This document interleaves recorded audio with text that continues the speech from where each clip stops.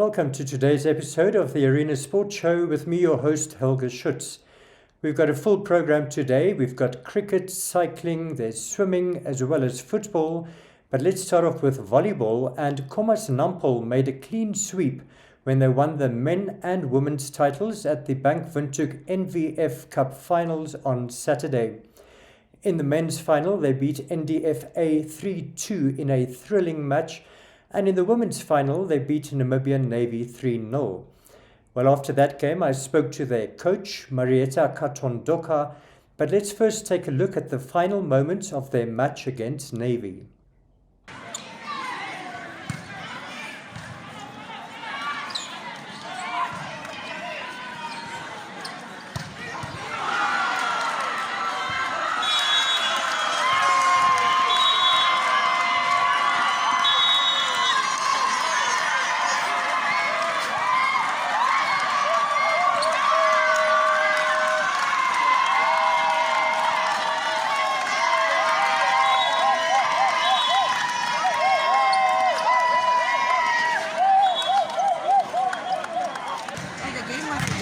We prepared for that. We trained, the ladies trained very well.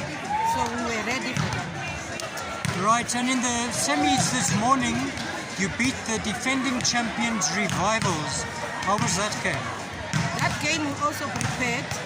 So normally we used to be fed, but today we came prepared for Revivals. They were the champions. So we beat them 3-1. So what does it feel like to be the champions now? We are very happy, very, very much happy, because we trained for this. My ladies trained for this. So you're going to celebrate tonight? We are going to celebrate. We are just waiting for the male team so that they can finish. Then we'll celebrate together. Khomas Nampol coach Marietta Katondoka. Well, they certainly had a lot to celebrate after winning the men's title as well. Moving on to football, and the Deb Marie Namibia Premiership continued with matches over the weekend, with Khomas Nampol regaining the lead after beating Julino 1-0 on Sunday. Blue Waters, meanwhile, had a very successful trip to Windhoek. They beat Civics 4-1 on Saturday and drew 0-0 against Tigers on Sunday. Well, after their match against Civics, I spoke to their striker, Isaskar Gurirap. Let's take a look. The game, to be honest, first half we could not play according to what we have planned. Surely because of the wind, we are playing against the wind, so things we are planning to do were not going our way. But the second half we managed to pick up, and then we managed to get the goals. And you also amongst the goal scorers. How was your goal? It's always a striker's thing to score a goal, so I'm really happy. But 3 goals now for the season, so I'm hopefully gonna get a goal again and keep on going. So it's one step at a time, so we go from there. Right. And Isaskar, you've been around playing for Pirates and Life Fighters, but now with Blue Waters. So tell us about the vibe with your new club. It's always give credit to the previous team I've been. So coming into this team, it's people I've been playing with regular tournaments with, so I know them, so it was easy for me to adjust to them. So far the camp is going well, so we are just hoping to build on that, so it's okay, yes. Tigers, meanwhile, could only pick up 2 points after 2 goalless draws against Okahanja United and Blue Waters. After their match against Blue Waters, I spoke to their coach, James Brits. Let's hear what he had to say. Look, I think this was a much better performance than on Friday. I think our guys displayed very good football. They stick to our instructions that we gave them. But I must say the referee was not on point today, to be honest. I don't know. He spoiled the game. 2 good sides coming to play football, but he didn't give us a good show in the middle. Even there was a goal scoring opportunity that they got, where our goalkeeper was clearly fouled, but then he said the goalkeeper missed the ball. Not a good display by him, but in general, this point I'll take because a hard-fought game against a very good opposition and a good coach as well. But then on Friday we didn't give a good display. So I think we didn't score in the 2 games, but our defense is coming better. We played 0-0 on both games, and I think it's a good thing for us, because in future, you know, we'll get the goals more. So if we stay tight at the back and we don't concede, the chances for us of winning the games are better. We're still on football, and Civics made a great comeback after losing 4-1 to Blue Waters on Saturday, when they beat Okahanja 4-2 on Sunday. After that game, I spoke to their coach, Jerry Zimmer. Let's take a look. Oh, actually, yesterday we had a bad one against Blue Waters. So we just went back to the drawing board. We regroup and come back. I told the boys, let's be positive mentally. The main focus was on our mental side. So when it worked for us, the boys did really good. They were confident on the ball, the motivation level was high, the spirit was high, and they just did according to our game plan. Nothing else. Right, Coach. And interesting, you getting a new squad together, new young players, still not too well known. One of them, Nani, scoring 2 goals. So tell us about him. Nani is a boy that came from Ramblers. Yeah, he's still a youth player. But I'm that kind of coach that gives the youth a chance. And you see what he did. Put him in confidence, and he did it for us. He scored 2 goals. Well, let's take a look at all the weekend's results and the latest log standing.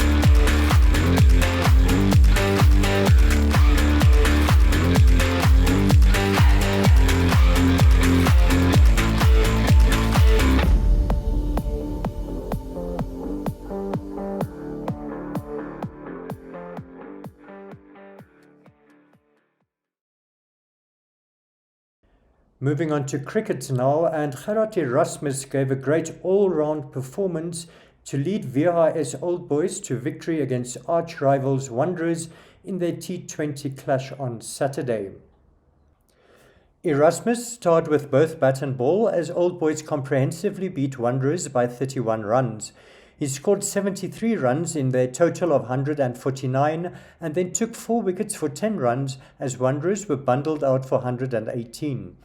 For Old Boys, Milan Krier scored 28 and Gerard Janse van Rensburg 21 not out, while Carl Birkenstock was Wanderers' most successful bowler, taking 2 wickets for 31 runs. In reply, Wanderers crashed to 12 for 4 wickets, and although Michał Duprier led a gritty comeback, he didn't receive much support. Duprier went on to score 42, while Nyasha Zaiche scored 23 before they were all out for 118. Erasmus took 4 wickets for 10 runs, while Tangeni Lungameni took 3 for 26. Trustco United, meanwhile, recorded their first win of the tournament when they beat CCD by 6 wickets. CCD were restricted to 117 for 5 wickets, while United reached 120 for 4 with 2 balls to spare. Moving on to swimming, and 2 records were broken at the first Bank Windhoek Long Course Gala of the season, which took place at the Olympia Pool over the weekend. Rosalinda Matyayi of Aqua Swimming and Fitness Club broke her own record in the 11 to 12-year-old girls 50-meter butterfly category with a new time of 29.89 seconds, while Dolphins Club broke the mixed 10 and under 400-meter medley relay record with a time of 5 minutes 54.34 seconds. Jessica Humphrey of Aqua produced the best performance of the meet, obtaining 670 FINA points for winning the girls' 15 to 16-year-old 50-meter backstroke in 30.83 seconds, while Oliver Durant of Dolphins got 611 FINA points for winning the boys' 15 to 16-year-old 100-meter freestyle in 55.27 seconds. Durant had 2 other performances amongst the top 10, while Robin Engelhardt, Marco Henning, Arkel Wellman and Nico Esslinger also featured amongst the top 10. Moving on to cycling, and Namibia received great news when it was confirmed recently that they had won a spot to the 2024 Paris Olympics. National coach Hans de Tooy has more. On the 17th of October, which was Tuesday, the ranking of the UCI, which is the international cycling body, came out, and for the first 45 countries in the world received a spot for the Olympics. Namibia was ranked 41st in the world in the women's, and for that we received a spot for the Olympics for Paris 2024. And that now is road race. That's the road race for the ladies, and that was this whole thing was driven by a whole team event that was or team effort that took place in February in Ghana, where we took 4 ladies, and the points we got at the African Champs enable us to qualify for the Paris Olympics.